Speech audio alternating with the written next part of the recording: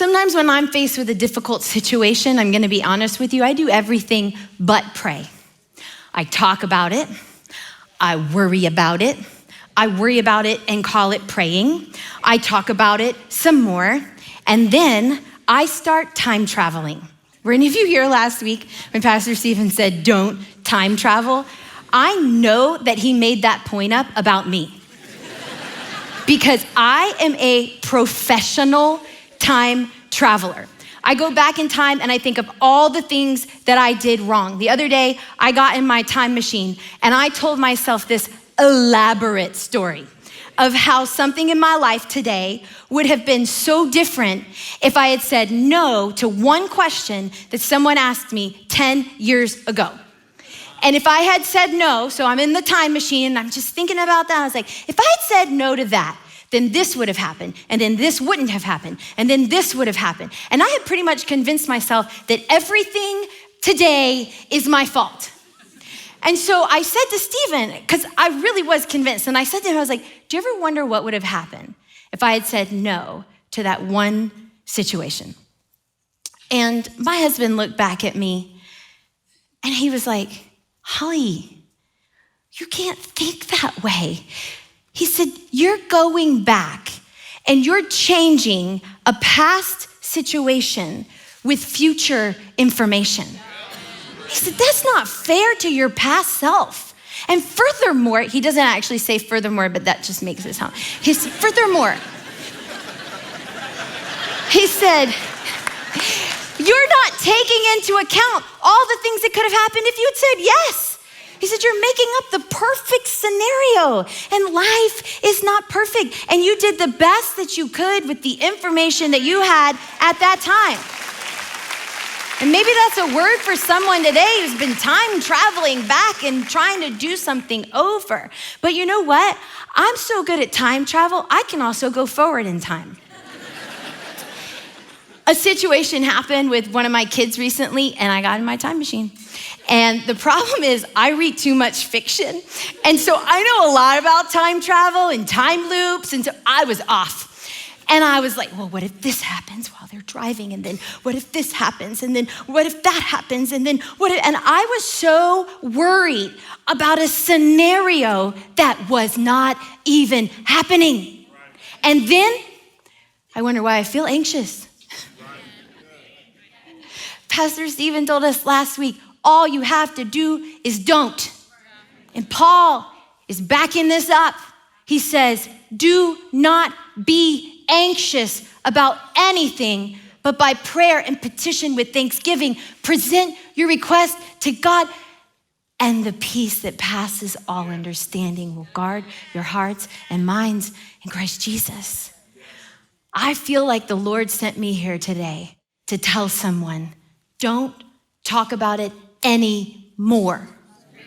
Like I say to my kids, not another word out of your mouth. Take it to the Lord in prayer and no one else. Stop talking about it. Yes, there are times when you rally praying people around you to believe with you for a certain situation. I have a handful of women in my life who have prayed me through some really hard stuff. But sometimes in all my running around and telling people to pray, I neglect to actually pray. And Paul didn't say present your request to people. He said present your request to God, and the peace of God that transcends all understanding will guard your hearts and minds in Christ Jesus. Sometimes we want something so bad for someone we love, but we're going about getting it all the wrong way. And I'm telling you this because I have learned this the hard way, and I still get it wrong. I have tried to manipulate situations for people that I love, and it is exhausting. And then I wonder why I'm the only one who's worried. But here's the lesson that I have learned. When I want something for someone that I love, if I take it to God, He will change them or He'll change my heart. Now, a miracle happened in our home last week. This has been a miracle that is 23 years in the making for me. Stephen and I are about to celebrate 23 years of being happily married. Thank you. Please clap for us, because we've worked really hard at the happy part.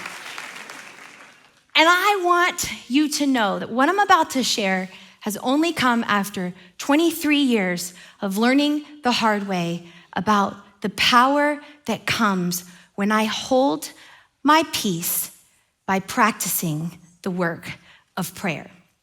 So the other day, Stephen woke up and he looked at me and he said, "Babe, I had the craziest dream last night. You were talking to me and you were saying the nicest things to me. And you were encouraging me about that situation that we've been talking about." I was speechless, which is rare. When I tell you that the things that he said, I was saying to him in his dream, they were the very things that I have been silently holding my peace about and only talking to God about. And God let me speak to that man in his sleep. I got to speak my peace.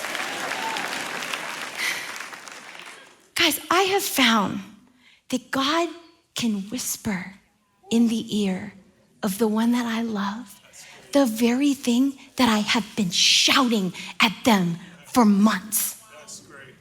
Or, this one's not as fun, he can whisper to me that he has the situation in his hands. And he can give me a peace that only comes by prayer. Peace comes by the practice of prayer. Thanks for watching. I hope that encouraged you today. Make sure that you subscribe so that you don't miss out on other videos like this, and I will see you back here next time.